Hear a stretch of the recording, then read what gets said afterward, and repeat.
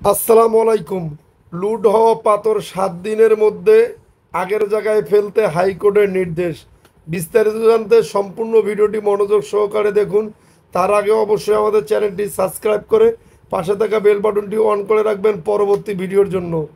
সিলেটের কোম্পানিগঞ্জ উপজেলার ভোলাগঞ্জ থেকে সাদা পাথর লুটের ঘটনায় দায়ীদের তালিকা দাখিলের নির্দেশ দিয়েছে হাইকোর্ট।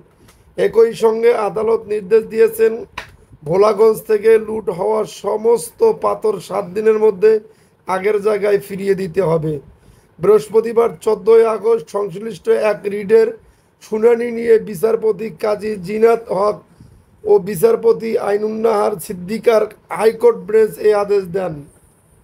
রিটের পক্ষে শুনানি করেন অ্যাডভোকেট মঞ্জিল মোরশেদ। এদিকে সিলেটের কোম্পানিগঞ্জ উপজেলার ভোলাগঞ্জ থেকে সাদা পাথর লুটের ঘটনায় দায়ীদের বিরুদ্ধে যথাযথ আইনি ব্যবস্থা নিতে দায়ের করা আরেকটি রিটের শুনানির জন্য আগামী রোববার 17 আগস্ট দিন ধার্য করেছেন হাইকোর্ট।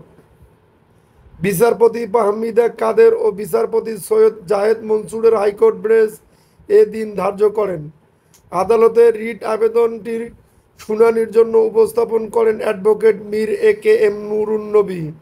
রিটে বলা হয়েছে, ওই ঘটনায় দায়ীদের বিরুদ্ধে সরকারের সংশ্লিষ্ট কর্তৃপক্ষ যেন যথাযথ ব্যবস্থা নেয় এবং সেখানে যেন আইন শৃঙ্খলা বাহিনীর অতিরিক্ত সদস্য মোতায়েন করা হয়।